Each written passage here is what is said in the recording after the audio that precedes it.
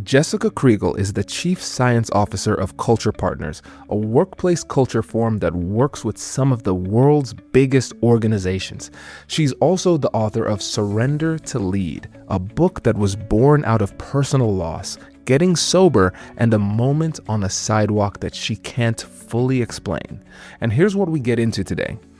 Why the need to control is the thing that is quietly destroying your results as a leader. The SHIFT model, a 5-step framework for moving from resistance to radical acceptance. What sitting with the dying taught her about the choices that we make every single day, and how surrendering isn't giving up. It's actually the fastest path to get what you really want. If you've ever wondered whether letting go could actually be the most powerful move you could make, this conversation will show you how. Let's jump in. This episode is brought to you by Granola, Quince, HomeServe, and by Shopify. If meetings are eating up your day, Granola is a no-brainer. Get 3 months for free at granola.ai/Kwame. By Quince. Refresh your everyday with luxury you'll actually use. Head to quince.com/Kwame for free shipping and 365-day returns. Now available in Canada too. By HomeServe. Help protect your home systems and your wallet against covered repairs. Plans start at just $4.99 a month. Sign up today at homeserve.com. Not available everywhere. Most plans range between $4.99 and $11.99 per month for your first year. Terms apply on covered repairs. And by Shopify. Sign up for your $1 per month trial at shopify.com/Kwame. That's shopify.com/Kwame. So my father, when he was 59 years old, he was the CEO of a company that was doing kind of okay, but he was unfulfilled. And he sold everything that he owned. He sold his house, he sold his furniture, he sold his suits, he sold his cutlery on eBay, and he bought a motorcycle with a sidecar, and he left on what would end up being a 12-year trip around the world. So he was homeless by choice. He had no cell phone bill, no mortgage, no storage unit back at home. He literally, his biggest expense was gas, okay? And he was an adventurer. He called it the timeless ride. And it was this incredible, I mean, he built a big following. He was a cool dude. I missed him as his daughter, right? And so when I got pregnant with my daughter, I asked him to come to Sacramento, where I live, to be there for the birth of my child. And so he decided to pause the trip, and he came to Sacramento for 3 months. And he shows up, and we went for walks every single morning. And we would talk about parenthood. Well, what do I do? How do I be a good parent? And I would not tell him the name that I had chosen for my unborn child, because, you know, like if they don't like the name, it ends up, they give you feedback about it. But if you wait till they're born and you say, this is the name, no one complains at that point. They're like, what a beautiful name. So we were doing that. We didn't want to tell anyone the name. So he made up a name that was the placeholder name for her, so that we wouldn't be referring to the unborn child as it. And the name that he came up with was Violetta. And I have no idea where he got this name. We're not Italian. You know, I'd never heard the name before, but he's like, so when Violetta gets here, and he would talk about Violetta. And so then my child is born. Her name is Eleanor. She's beautiful. He's a great grandpa. And after the 3-month period, he decides it's time to go back to his trip. So he flies back to Switzerland, where he had left his bike. And he lands in the airport, and he realizes that he doesn't want to travel anymore. The second he lands in the airport, he has the thought, what am I doing here? And he gets back on the plane, and he's back in Sacramento 24 hours later. And he says, I want to be a family man now. I'm done with my adventures. I want to be a grandpa. And I am so excited. I am crying. My mom is crying. I mean, he was in a long distance relationship with my mother for these 12 years. And so now the family's all back together. I'm going to have my grandparents. Like, life is amazing. And 2 days later, he dies of an aortic dissection, which is basically like a heart attack. He drops dead in 5 minutes. That became the catalyst for my downward spiral, okay, into alcoholism and addiction. I start drinking a bunch. I mean, I had everything that I ever wanted, and then suddenly I lost it all overnight. So I spend the next year torching my life to the ground, basically. And a year later, my husband and I break up because he doesn't even recognize me anymore. And the morning that we break up, I go for a walk. Well, actually, I wanted to go to the gym because I was like, I got to work out. You have the feeling like you don't want to feel the feelings. And so you go to the gym to work them out. Well, I get in the car and the car won't start. So I'm like, I got to get my bike. So I get on my bicycle and the bike has a flat. So then I'm like, okay, let me use my husband's bike. I get on his bike and the seat is broken. I can't sit on it. And if I believed in God, which I did not, I was a lifelong atheist, I would have thought, God is telling you not to go, right? Like, this is a sign, like, stay where you are, whatever. But I didn't. I was just frustrated that all the things were broken. And I was like, what the hell's going on? I'm so upset. And so I decided to go for a walk. And I had not gone on this walk since my dad died, because that was the walk that I would go on with my dad. And I was like too emotional. I had spent the year trying to avoid grief with drinking and working out and all these other things, right?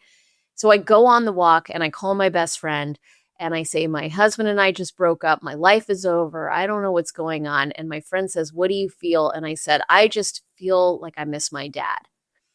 And they say, well, what would your dad say? And I said, he wouldn't say anything. He would just do something to let me know that everything is going to be okay. And at that exact second, as I was saying those words, I looked down at the ground and there is brand new graffiti that has never been there before. And it just said Violetta. And that was Wow. it. I'm getting goosebumps just telling this. I've told the story like 1,000 times and I still get goosebumps thinking about it. I fell to my knees and I knew in that moment that there was some kind of higher power out there. Like, that was not a coincidence. That was a sign. And I didn't know what God or what I believed in. I just knew there was something. And that was, and I put my hands like this because I had seen it on TV. And I prayed. I said, God, I will never question if you exist again. And that is true. I have never questioned if there's a higher power since then. Now, I didn't know what higher power I believed in, but I went on a mission. I got sober. That was the moment I decided to get sober. And then I went to divinity school. And I started studying religion and spirituality. And I went to a different worship service every weekend to learn how different people worship. And I became a death doula. So I sit with the dying and I volunteer as a homeless hospice death doula, where I sit with homeless people on hospice who are dying so I can be with them at the threshold to the next life, whatever that thing is. And my entire life has changed in an incredible way. And that is actually the catalyst for this leadership book called Surrender to Lead. Because when I suddenly believed in something higher than myself, my leadership style changed dramatically. And the results that I were getting suddenly exploded. And I knew that there was something here I had to dig into. I had to research. I had to understand, like, what has changed and how does this work? And how can I share this with other people? Incredible. Well, first of all, thank you for telling that story. It's powerful in so many different ways because we can see the love and connection that you have with your family and your father. We can see the hurt that you experienced, but this one moment seemed to turn everything around. And now it makes a lot more sense looking at everything that you've done since then, because it sounds like there was a deep search for meaning and understanding, because at that moment something changed. You became a believer in what you weren't sure in that moment. And I'd like to explore, especially being a death doula, what did you learn from the dying? That's a great question. What I did learn and continue to learn the reason that I feel so called to this death doula work is because it is the most present that I am capable of being is in the moments when I'm sitting with the dying. I spend a lot of time, and obviously everyone does, thinking about the future and thinking about the past. What am I trying to achieve? What am I going to do next? How am I doing? How did I do? Was it okay? And it's a lot of self-centered contemplation. And when I am sitting with someone who is dying, there's nothing more profound than that. And it doesn't even make sense, and I don't feel called to think about myself in those moments. I am just being with that person, and I'm focused on them, and it is totally selfless. And so I really like that feeling. and I don't get that feeling enough in my day-to-day life. I am also not afraid of death like how I used to be, because now I know like there's got to be something after here. So like that'll be interesting to see what that is. So I think Americans are also really uncomfortable with the whole idea of death. Well, my dad was a Frenchman, and what was really interesting is when he died, the response I got from American friends and family was very different from the response I got from French friends and family. Americans were very like awkward talking about it, didn't want to intrude. They gave me space. It was very confusing interactions. With the French, they surrounded me, they came to me, they wanted to tell stories. They were all in with me. And I think we have this thing in America where death is taboo. And so we don't want to talk about it. We don't want to address it. And I think a lot of people in their last moments are left alone. And so, my very first volunteer work in this field was at UC Davis in the No One Dies Alone program. There are people who are on death's door that don't have any friends and family. And so volunteers will sit in shifts with them. So there's someone in their room. So in the moment that they pass, they are not alone. And that it just allows me to be present. And that's work I need to do on a daily practice in a daily way, is practice being present much more. When I am present, I show up much better, but it is hard to do. Yeah, it's very hard to do. And I think one of the things that I'm taking from this personally is that we can shift. It's possible to shift from the fear of death to thinking about it from a lens of curiosity. So shifting from fear to curiosity, that's more empowering. We're not afraid of curiosity. We want to explore it. And that's what you were doing. You were there sitting on death's door with this person that you may or may not know or have a relationship with, just to be present in the moment. And I think that the two words that kept on coming up that I want to explore is presence and the profound. You talked about it Mhm. being very profound. Now, let's explore the profundity of that moment, because I know that no matter who you are, what culture you have, there is a lot of reverence around death. But the word you used was profound, and I'm interested in exploring why you chose that word. We are all searching for meaning, regardless of your belief system, right? I believe that people want to have purpose and they want to have meaning in their lives. They want to fulfill an inner thing that needs to be fulfilled, whatever that is. And it's very different for different people. And in moments of death, the reason that is profound is because we are at the end of our time in trying to figure out if we have fulfilled that thing. Have we found the meaning? Did we do it? Were we successful or not? And looking back, getting perspective, it's it takes us out of the day to day, the irritation I have with someone showing up to a Zoom call late, and the um, thing I forgot, my daughter forgot to put her shoes on, and we go to school and we show up and she's got no shoes on in the car. I'm like, well, how could you forget your shoes? Right?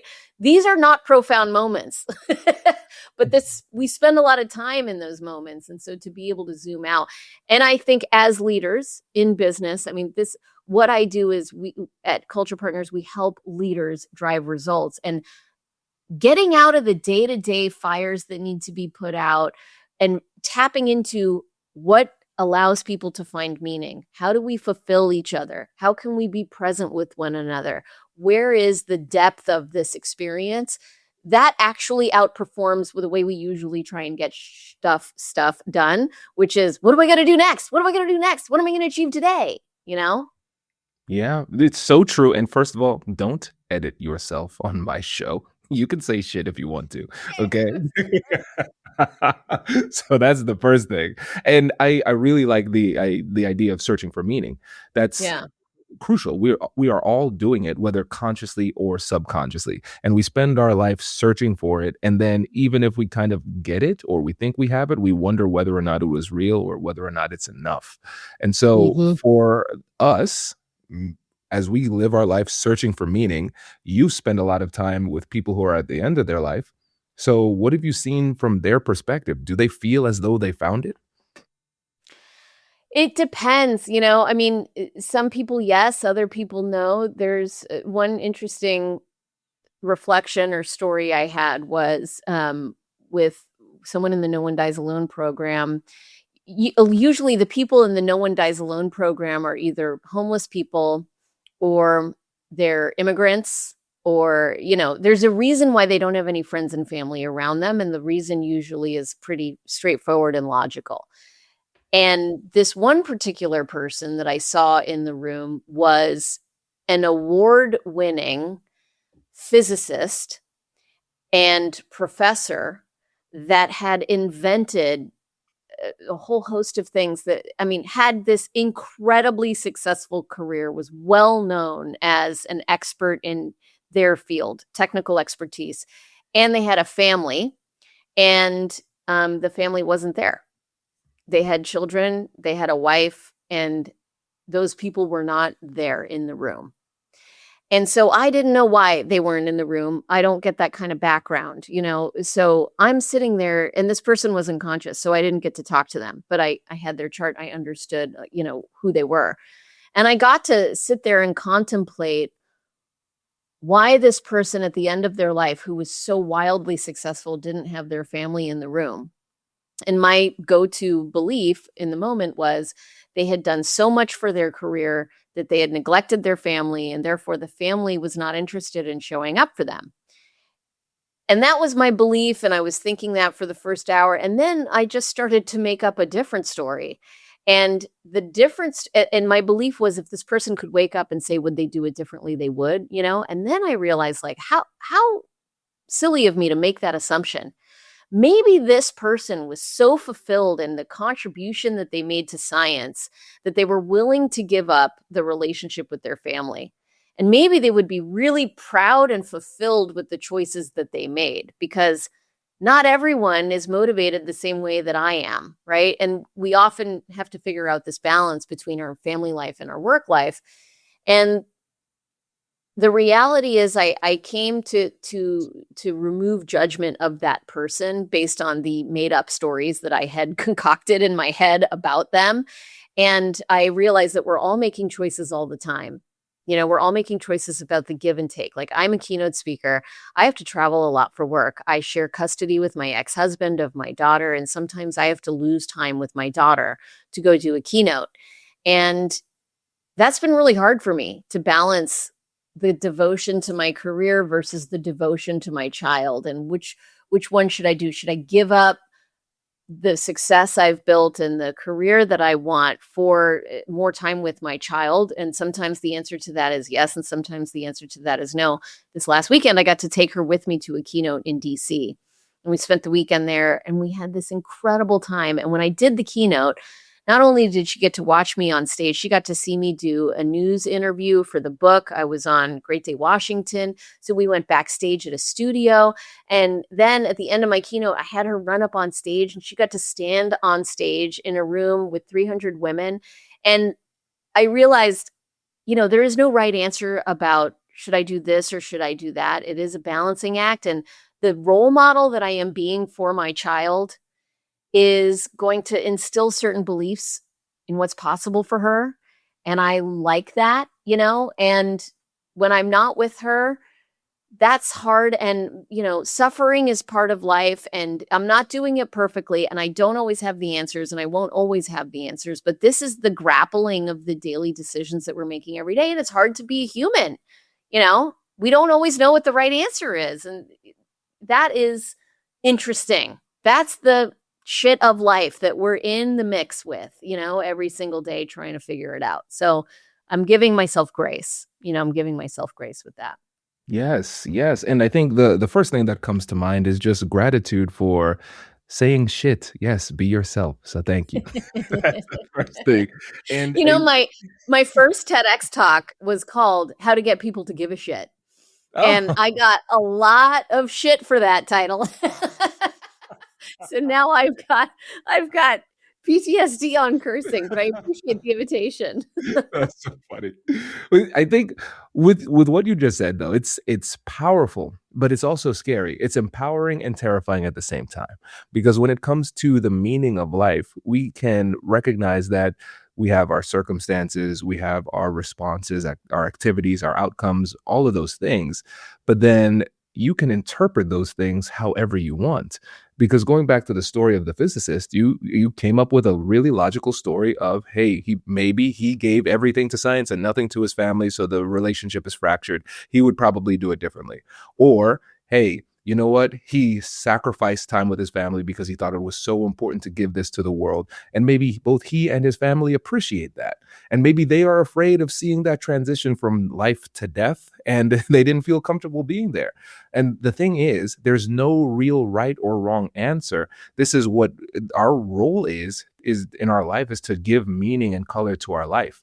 And so, as think about with school, we're tested and there's always a right answer. And then we get Yeah. into life and we're an adult and then there's no real right answer. We have to create the test and grade the test. And now life gets confusing. And so for you, when you think about meaning and purpose as it relates to you, how do you define it? Well, so let me just say one thing before I answer that question. With school, I loved math because there was a right answer and a wrong answer. And I hated English and history because everything could be up for interpretation. And it's, how do you read it? What do you think the poem is about? And I'm like, I don't know. Tell me what it is about. Tell me it's either 3 or 4. Which one is correct? So black and white thinking is my comfort zone. And I am growing into being okay with the gray and being okay with there not being necessarily right answer or wrong answer. And that's where the meaning is coming for me to answer the question now is not having to know. Like, I really wanted to find a religion that was my religion. When I started to believe in God, it was like, great, let me start going to a church every Sunday that feels like the denomination that is right for me. Is it Christianity? Like, okay, let's assume it's Christianity. Now, which kind of Christianity? Am I a Catholic? Am I a Protestant? Am I Lutheran? Like what? And I went to all these places. And, ultimately, I wish I was born Jewish is where I landed, but I wasn't. So I'm going back to Christianity because it's just a continuation of Judaism, let's say. And then, but every single religion had people running it that were making human decisions that I didn't like. I mean, I couldn't find the one that felt perfect.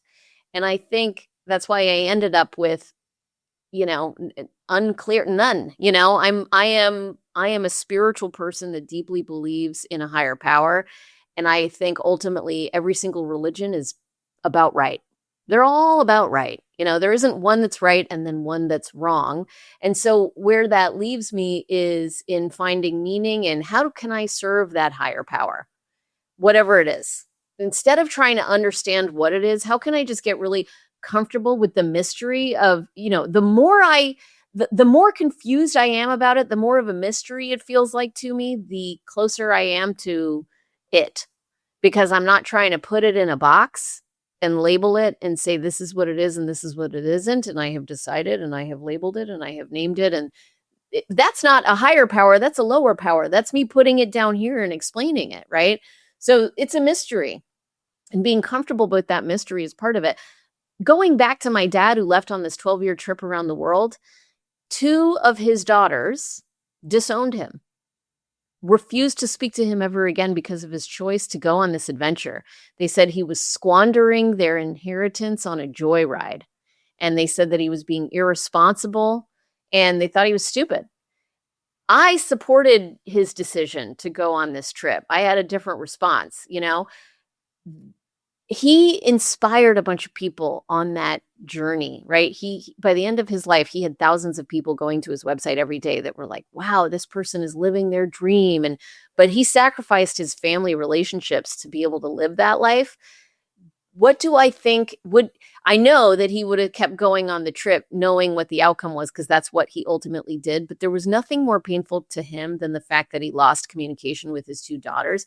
So these are the life decisions we have to make every day. Do I go left or do I go right? Do I say this or do I say that? Do I prioritize this or do I prioritize that?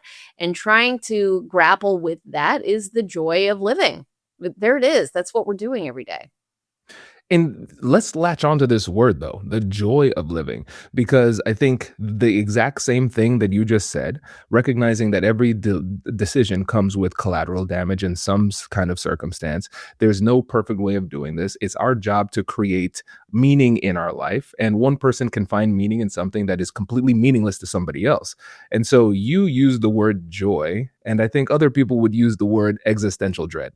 Yeah. So, how did you get to that point where you could find joy in getting comfortable with the confusion and mystery of life? And a big thanks to HomeServe for sponsoring this episode. You know, we talk a lot on the show about being prepared, having the right strategy before you walk into a difficult conversation. But I'll tell you, nothing humbles you faster than being completely unprepared for a home repair. I remember when my water heater just gave out. No warning, no negotiation, just gone. And suddenly you're scrambling, searching for a reliable contractor at the worst possible time, watching costs stack up in real time. That is a stressful place to be. But here's what I wish I'd known. Your regular homeowner's insurance likely doesn't cover that. Plumbing failures, HVAC breakdowns, electrical issues, you're often completely on your own for those. And that's exactly where HomeServe comes in. HomeServe offers plans that cover specific home systems, starting at just $4.99 per month. When something goes wrong on your plan, you simply call their 24/7 hotline and they connect you with a local, experienced professional that can handle the repair.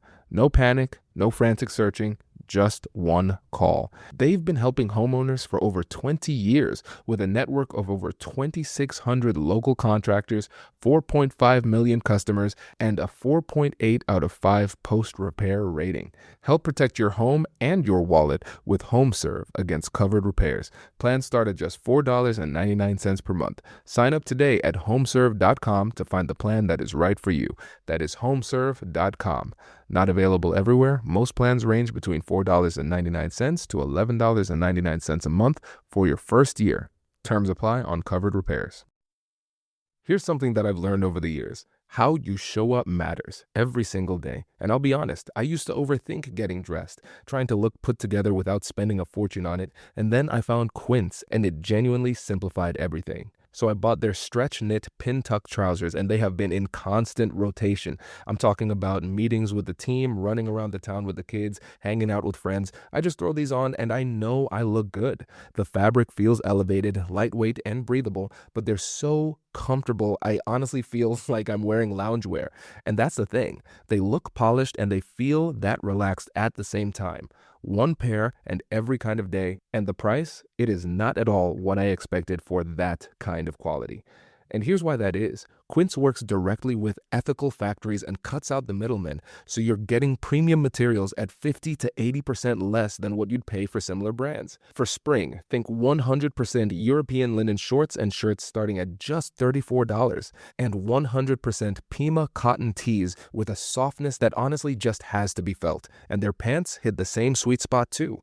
Relaxed and comfortable, but polished enough to wear pretty much everywhere. Refresh your everyday with luxury you can actually use. Head to quince.com/Kwame for free shipping on your order and 365-day returns. That's QUINCE.com/Kwame for free shipping and 365-day returns. Quince.com/Kwame. Now available in Canada too. I think joy is a confusing word, the way that I used it, because sometimes the joy of living, as I described it, can be very sad and it can be very hard and it can feel like suffering. And when I was drinking, the main reason I was drinking was because I didn't want to feel bad. Drinking made me not feel bad. And I was avoiding grief. I was avoiding sadness. I was avoiding fear. Booze made all that go away. I felt great when I was drinking. And that is because I believed that if I felt bad, then I was bad. And I didn't want to feel bad because I didn't want to feel bad about myself. And in sobriety, what I have learned is that being sad is only possible because it is the opposite of being happy. And without sadness, I wouldn't have happiness. And therefore, I get to feel both. That is what the human experience has been designed to be, a circle, a wide range of emotions, a spectrum of experiences. And Those experiences will lead you to hold certain beliefs about the world. And those beliefs are what drive you to take action. And those actions will get you a result, you know? So that trying to navigate that and figure out your path along that, I mean, I think that is where the meaning making happens. Mm. And I think this is a great opportunity for us to explore the word surrender. Um, because when you think about folks who are reading your books, who explore your work, they're often leaders. And let's come up with other synonyms. They are leaders, they are high achievers, they are winners, and winners never surrender. Isn't that what they always say? So what Yeah.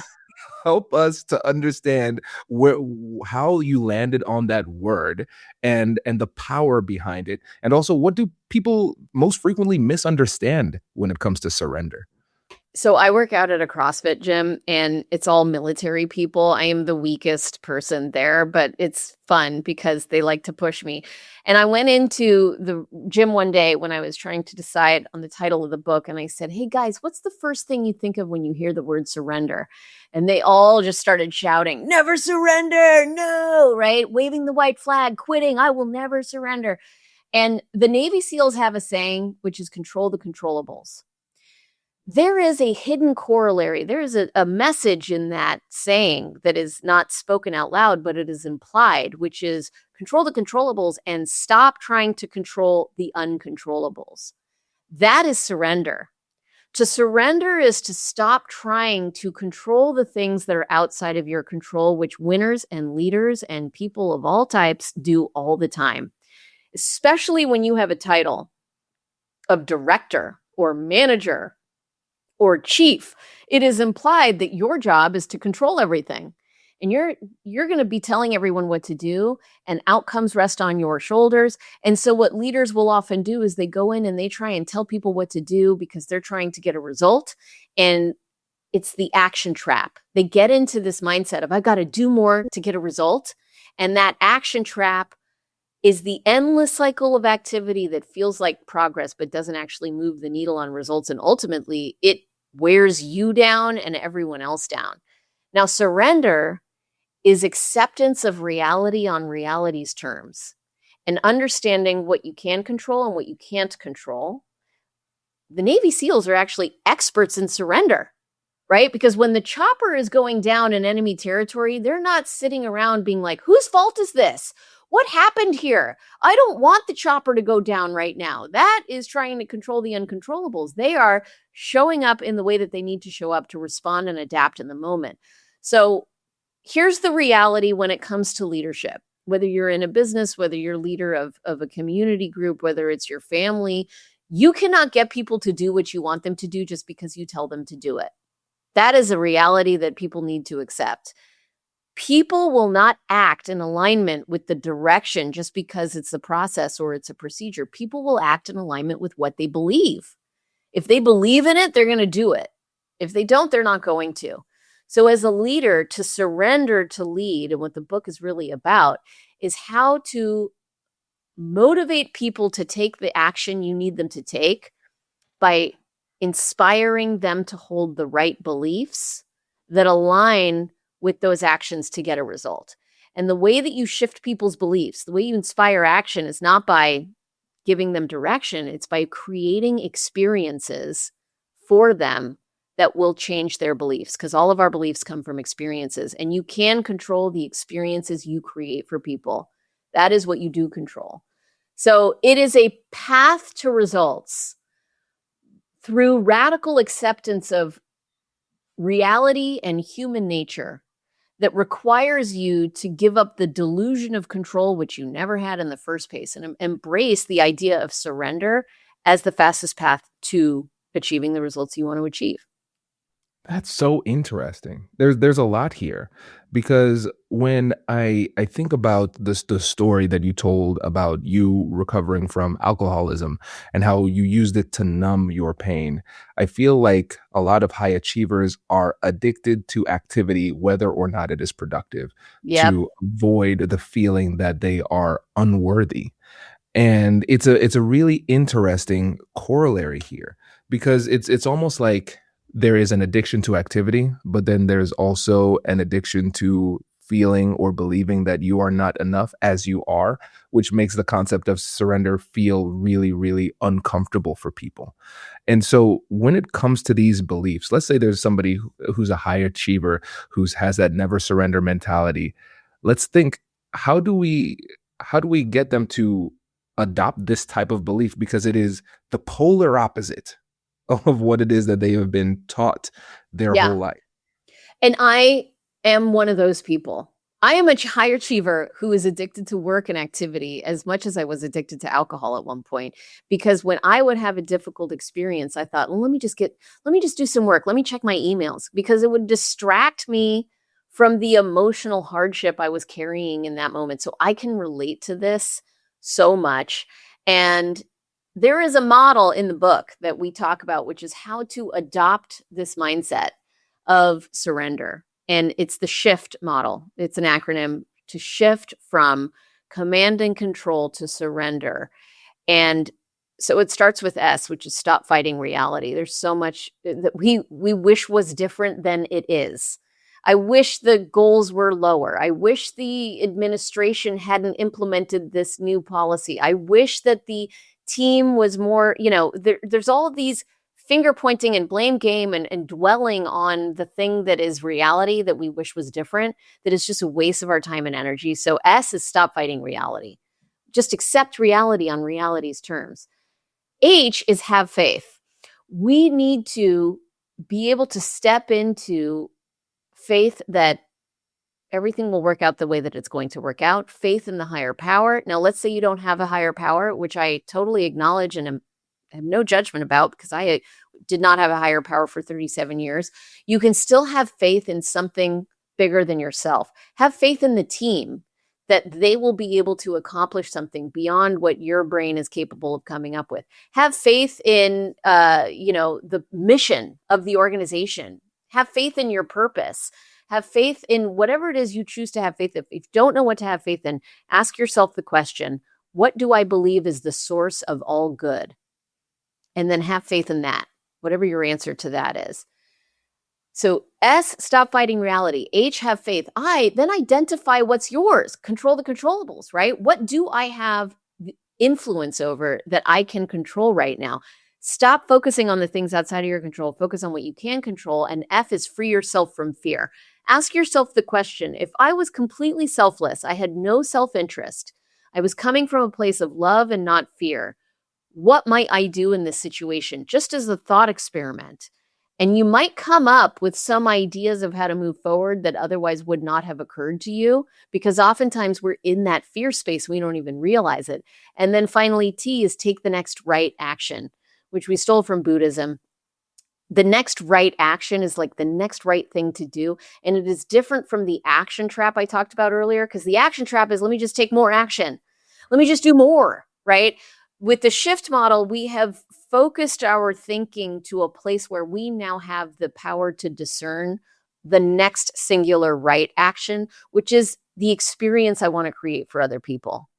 Oh, this is great. And I love how tangible this is, because when it comes to belief, when it comes to surrender, a lot of times it can feel very ephemeral. It's just Yeah. kind of nebulous. But now you've given folks an actual action plan that is healthy, that they could actually use. And I know for the high achievers who are reading the book, they would really appreciate it. So we have stop fighting the real, have faith, identify what's yours, free yourself from fear, and take the right next action. And I Yeah. want to talk about the F here, because when we're thinking about fear, I like the exploration of the counterfactual. We're saying, okay, I feel the fear, and therefore I'm not going to do this thing. Then we think, okay, hypothetically, if I didn't feel fear, what would I do? So I think Yeah. that's a good first step. Let's explore it a little bit deeper, because I recognize that this is the place where a lot of people get hung up. Mhm. So when you think about fear and how most people think about the topic, what is it that people misunderstand the most about fear that holds them back from accepting this belief? I believe that all fear is rooted in one of two things. You're either afraid of not getting something that you want or losing something that you have. Both of those have to do with self-centered thinking. And when I say self-centered, break that word up. It's centered on the self. Fear is focused on what I want, what I will lose, what I have, what I need. And so that is thinking about I. When we free ourselves from fear, we're moving the focus outward and we are saying, what's bigger than me? What's perhaps more important than me? How can the opposite of fear is faith. Another opposite of fear is love, depending on your belief system. But let's take love for an example. Love is, the way St. Thomas Aquinas defined it, is to will the good of another. So if you were to will the good of another in this moment, rather than focus on your own will, your self-will, what would that look like? And when you do that thought experiment, it just gets you thinking in a new way. And then suddenly maybe the thing that is about the other person becomes better. For example, like I told you, I was in DC this last weekend and I got a news hit. So I got to be on the news promoting my book. And I had my daughter with me and I was really excited for her to see me on TV and be in a studio. And we could have taken a lot of pictures. And we show up at the studio. And the first thing they said is, there's a press conference that's going to go live at 3 p.m., which is when the show starts. You're probably going to get bumped. I'm so sorry. You could stick around and see what happens, but you're probably not going to be on the news. And fear and the way that my brain operates on default is, that's not what I want. That's disappointing. I'm upset. I'm angry. That's unfair. I want my daughter to have this experience. I want to be on TV. I want, right? And it would have all been about me. But because I have written this book and I am living this stuff and I am practicing it more daily, I said, it's all good. I mean, I surrender. Stop fighting reality. There is a press conference. There's nothing I can do about it, right? Perhaps the reason that I need to be bumped is because something else is more important for the people watching this program to hear right now. Great. Like I have faith that this is all going to work out according to the way that it is going to do. I can identify what's mine, which is I can choose to have a reaction of calm. I can free myself from fear and focus on willing the good of another, which is, this isn't about me. And I can take the next right action, which is to say, no problem. Have a seat. I did my nails in the waiting room. I chatted with my daughter and we had fun. And you know what happened? The press conference got delayed and I got to be on TV. I got everything that I wanted. And the only difference was I didn't throw a fit between when they told me that there was a press conference and when I got to be on TV. I got to have a happy and calm 30 minutes of waiting. That's what the surrender mindset does for you. The amount of agitas, stress, and what that would have demonstrated to my daughter if I had been like, this is outrageous. I flew here from California. What do you mean there's a press conference? Well, we better pre-tape, all of that would have been a waste of time and energy and negative.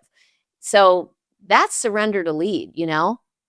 That's amazing. That's amazing. I think there are a lot of other people who would have approached it in a different way. And they would have said, well, if I'm not going to get on the news for my book, if I throw a big enough fit and make the fit newsworthy, then I will appear on some news. That's a good tactic. Brilliant. That's probably how I would have done it 5 years ago, actually. This is hearing the model and learning more about the book. I'm also seeing the connection to your role as a death doula, because going back to my notes on what you said when you were there, going back to presence, you were fully present in the moment and you were not self-centered. You were just focused on that person. And it's almost like that was an extreme way, not extreme in a bad way, but like a paradigm shifting way for you to actually, in a meaningful way, experience being, number one, present and feel what it felt to be not self-centered. Because I think a lot of people, when you say don't be self-centered, they might be able to have a cognitive understanding of what that string of words means, but they don't have the experience of being fully present, not centered on themselves. And if we think about it through I believe Buddhist, or a lot of the Eastern traditions, this is kind of like the ego death that they're trying to achieve, right? Absolutely. Yeah, you got it. That's exactly right. And we spend so much of our time thinking about ourselves. I mean, for your listeners right now, this is a fun exercise that you can do. Set your alarm to chime every hour, and on that hour, write down what you're thinking about when it chimes and see how many of those hours you're thinking about yourself.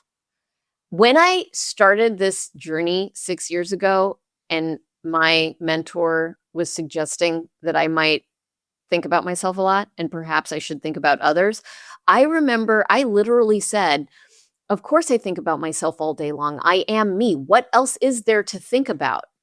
Like, it didn't even occur to me that I could think about others like a lot. A lot. I just thought, well, because I'm me, I think about me and everyone thinks about them. But that's actually not true. That's just what self-centered people do. I was really, really selfish. And that's what alcoholism is. Alcoholism is a very selfish perspective. And I was stuck in that mind trap. And so to break out of that, I think what called me to the death doula is I realized how much of a relief it can be to not think about myself and how meaningful it is. And meaningful lives are not necessarily happier lives, right? There is not a correlation between being happy and having meaning, but it's like being a parent, right? My life became way more meaningful. It's maybe less happy because it's freaking hard to be a parent. It is super freaking hard, but I will take that meaning over that happiness, the freedom to go on a trip whenever I want, to go out to bars at night, to do whatever I was doing before I had children. I will give that up every day again for the meaningful moments that I get to have with my child. So it's not necessarily easier or happier, but it's more profound to bring it back to where we were. When you think about everything that you have covered in your thought leadership and your study in the books, everything, and the podcast, of course, I want to make sure we get mention of those. If there was just one lesson that you wanted your daughter to take with her, what would that lesson be? Imagine your customer. It's late. They're scrolling, and then they find exactly what they've been looking for, your product. They add it to the cart. They hit checkout, and then they realize that their wallet is nowhere near them. Passwords? Forgotten. Card number? Not a chance. That's the moment most businesses lose the sale, but not yours, because your store has that purple button. One tap, done. That's Shop Pay, powered by Shopify, and it's why Shopify has the best converting checkout on the planet. Fewer abandoned carts, more completed sales. But Shopify isn't just great for buyers, it's a powerhouse for business owners too. With hundreds of ready-to-use templates, you can build a beautiful online shop that matches your brand. Shopify is also packed with AI tools that write product descriptions, polish page headlines, and even enhance your product photography. And with world-class expertise in inventory, shipping, and returns, Shopify is truly your commerce expert. See less carts go abandoned and more sales go with Shopify and their Shop Pay button. Sign up for your $1 per month trial at shopify.com/Kwame. Go to shopify.com/Kwame. That's shopify.com/Kwame. I want her to feel that she has permission to do whatever it is that she needs to do to go on that journey. You know that phrase, know thyself.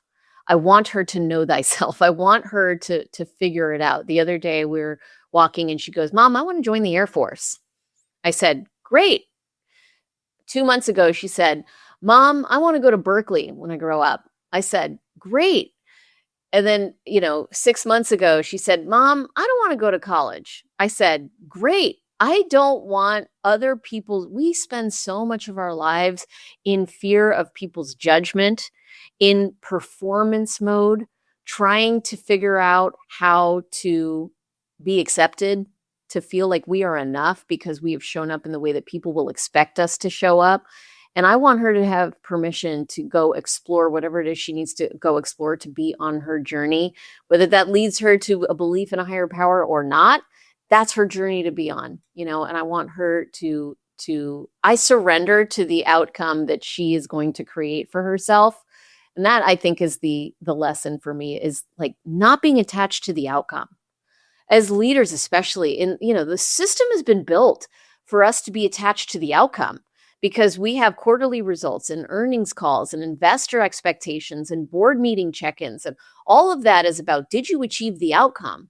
At Culture Partners, we're a pretty large consulting firm. We're private equity backed. And we have our private equity overlords that tell us this is the goal for next year, right? You need to achieve this much revenue. And last year, we had astronomical growth that any bank would be thrilled for us to have achieved. But it was just under what the private equity firm had asked us to achieve. And so it was positioned as a failure. Like you didn't hit the goal.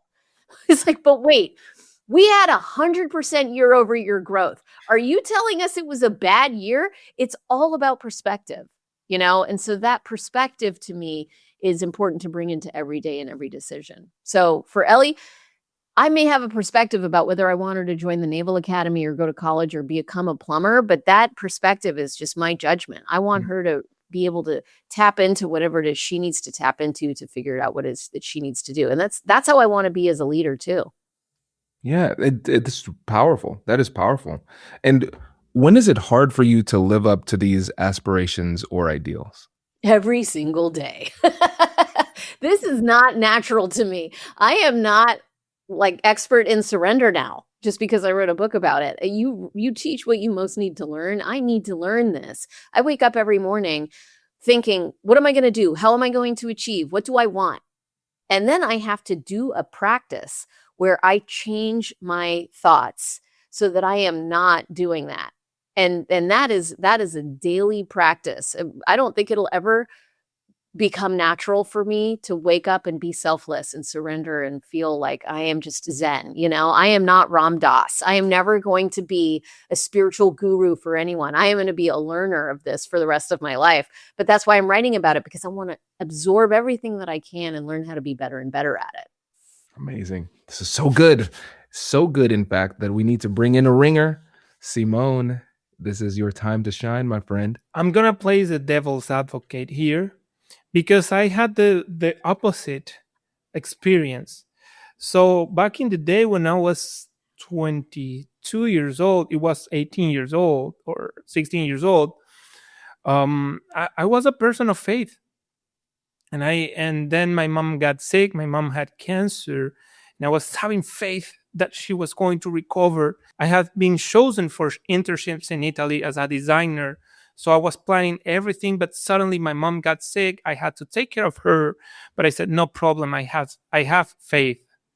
So then she passed away, and as she passed away, I couldn't go to my internships. So everything fell apart. Then it happened exactly the opposite that happened to you. I was a person of faith, and suddenly I was not a person of faith anymore in 1 minute, as you told your experience. Wow. And that I took control over my life and said, okay, brother, no one is helping you. There's no one helping you in another dimension. There's no higher power. So do your things with your hands. Otherwise, you will just surrender to chaos or to chance or to anything that is not doing anything good or bad for you. It's just random things will happen to you. So I had to make an effort of not surrendering, of doing the opposite. But I love the idea of surrender. So how, with my mindset and my experience, can I open my mind to surrender, to the idea of surrender? This is so rich. That is totally a ringer. I love that you said bring it in the ringer. That is the ringer right there. So can I ask you a couple questions before I answer yours? Okay, what do you believe is the source of all good? Oh, nature. Nature. Okay. Yeah. So you're talking about the Earth's natural way of being, right? Yes. The way that the Earth has formed, and we in that Earth exist within this thing that is beyond our ability to control it, right? Yes. Mm-hmm. Okay. And I think you are surrendering. Okay. So let me just play devil's advocate to you. You stopped fighting reality. let's go through the shift model, right? You were like, no one's going to do this for me. No one has a plan for me. I got to do this myself, right? So to fight reality would have been like, this is not fair. I don't, right? You were like, no one's going to do this for me. I accept reality on reality's terms. You have faith. You do have a higher power, because if nature is the thing that you believe is the source of all good, then Okay. that is something beyond your control, right? I'm not saying it's a god. I am saying that you don't think that the world begins and ends with your power. There is something you exist within, the larger natural order of things, that is your source of all good. So you've identified what is yours. You want to work with your hands. You want to control the controllables. And the freeing yourself from fear piece is, you have things that you want to accomplish, right? What meaning are you creating in your life right now? What is the purpose of your life as you understand it? Well, I want you know that one of the qualities I love the most of in people is respect for the weak. So Mm. I work every day to teach respect for the weak. And that's what I do with Kwame or with my podcast in Spanish. And every day, this is what I try to bring to the world, making people aware that we have to have respect for the weak. Well, okay. So I know someone else who had a similar message for the world that lived about 2,000 years ago. Yeah. But putting that aside, that's love. To will the good of another, right? Respect for the weak has nothing to do with your self-interest, right? So to free yourself from fear is to focus on that purpose that you're creating, and you have taken the next right action. So I don't actually think you need to learn how to surrender. I feel like you have done it in the way that works for you. Mm. And I'm not here to change your mind about faith or higher powers or whatever. I honor the way that you have come to live your life. And if it's working for you, then it's working for you. But I see it as being a way of surrender. I think that you have fully embraced these concepts without perhaps the label of a god or a religion that you think it needs to be attached to, which I don't think it needs to be attached to. Wow. Okay. Thank you so much. That's so good. That is so good. And you know, the thing that I'm recognizing here when we think about psychology, semantics, and bias, there are biases that everybody has associated with certain terms. There are going to Yeah. be biases around the word surrender. There are going to be biases around the term religion or anything associated with it. And it's interesting because I think it's a great shame that many people are not allowing themselves to appreciate the world in this way because of some bias that they might have against some certain terms. So I think, Yeah. for instance, I remember old school Batman. You know, the Two-Face was one of the characters, Harvey Dent, and so he would always have that coin, the ominous flipping of the coin. And it seems as though for him, with his mentality, he surrendered to fate. And so Mhm. he was just like, whatever random chance happens, that's what it is. And I think back to Patrick McGinnis, the guy who invented the term FOMO and FOBO. So it was funny because he said he thinks FOBO was a better term. So fear of missing out versus fear of a better option. And he says for a lot of life's decisions, they are really quite trivial. And so for him, he would just say, he would use his watch face. So if the minute hand was on one side, he would make one decision. If it's on the other side, he'd make another decision. So that's how he would make decisions when it's rather trivial. And so I think it's really interesting, especially when you widen your aperture of what a belief system really is, because even if there is somebody who is an atheist, I feel like they are surrendering to there is something there. Well, that was your path for a while. Was there anything that was bigger than you in your mind prior to this shift? Alcohol. I mean, I surrendered to alcohol, right? And people surrender to things that are very counterproductive. Alcohol was my higher power. And for other people, that addiction to workaholism can be a higher power. Um, Control can be a higher power, ironically enough. And Mhm. so these things don't have to be positive. But when it's all about perspective. And when we direct our thinking in a particular way, we can make it positive. And so I don't drink anymore. And I put my faith in what I believe to be my higher power rather than putting my faith in booze to make me feel better.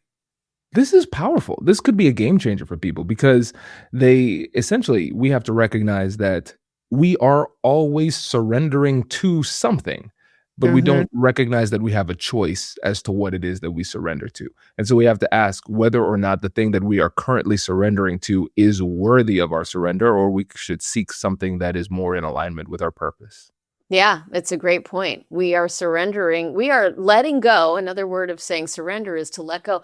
We let go. Sometimes we let go of our moral high ground, right? And when we steal the stapler from the office, I'm letting go of my integrity right now to get what I want. Is that what you want to surrender to? Or do you want to Mm. surrender to, I'm not going to have the stapler, but I am going to hold on to my integrity. I'm going to let go of my need to have the stapler. I mean, it's a silly example, but every choice that we make is a surrender to the choice we didn't make. Oh, this is so good. Okay, last thing. I'm wondering, do you have any go-to mantras or key phrases that you use when you're talking to yourself that serve as anchors or reminders of this mentality in tough situations? Yes, I'm a transcendental meditator. I don't know if you guys know about you remember transcendental meditation? The Beatles went to India and learned about transcendental meditation. So I learned that, and I got a mantra from my teacher and do transcendental meditation. The mantra is a word that is meaningless. So I stick to that because when I have meaningless thoughts, it calms all the things down. Everything in my brain releases. It is a release. It's giving my brain a break. And so it is the lack of thoughts that is my mantra. That is Um, where I spend my time because I spend a lot of time thinking. What I need is a break from that. mm, that How do you stop? Okay, so now this is personal Kwame coaching here because it just is a constant flow of thought. I've mentioned it Yeah. so many times on the podcast, but I'm a journaler. I love journaling, and so I Yeah. use voice dictation to journal. So month to month, it's a constant reflection of the decisions, ideas, thoughts, hypotheses, jokes that I say to myself that I know I only would appreciate. These little things. And usually, on average, over 100,000 words of thoughts. For perspective, I think Finding Confidence in Conflict, my first book, was about 44,000 words. But I've come to enjoy it. I know sometimes it can get out of control and go in the wrong direction, but I've been doing a better job of controlling it, but turning it off isn't something that I've been able to do very well, even when I was trying to meditate. So I'd be interested Mm. to hear your journey. Yeah, I tried to meditate for many, many years, and I thought I was just not a meditator for a long time because it felt like I was trying to control my thoughts. And that is the opposite of surrender, right? Oh, okay, I'm not supposed to think. Let me not think. Oh, there's a thought. I've messed up. I've got to not think again. And I am trying to then control the thoughts, which I have found to be impossible. With transcendental meditation, when you get a mantra, you're no longer trying to control the thoughts. You are going with the flow of what your brain does. So the way it works is you say the mantra in your mind, and then you say the mantra again in your mind. And then maybe a thought comes and you start thinking, and then you remember that you're not saying the mantra and you go back to the mantra. And with time, with practice, by the end of maybe the first 10 minutes, the thoughts have really kind of fallen away and the mantra is all that's left. And then eventually, even the mantra goes away. And that's when you have, quote, transcended. And that's when you have neither thoughts nor mantra and you're just present. And it is so different of an experience from the way that I show up in my day to day life in every single minute without the conscious decision to try and get into that headspace. I don't get there.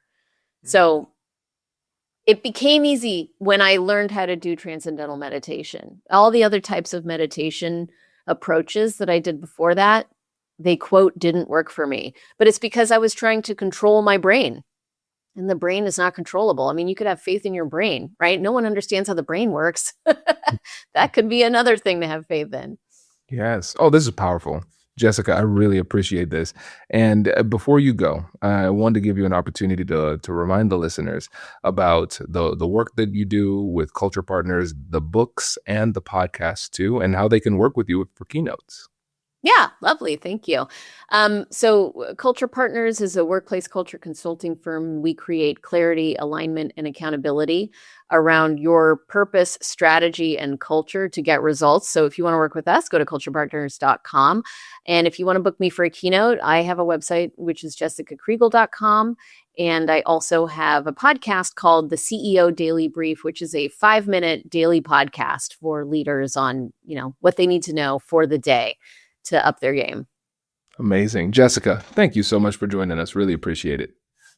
Really appreciate you having me. You are a fantastic interviewer. And Simone, it was a pleasure to meet you too. Thanks for coming in with that ringer question. That was great. Such a good question. Thank you. Good. Well, I'm glad you enjoyed it. And with I love this. I love being able to go deep on this. I think this is the first time we went a whole episode without saying the word negotiation.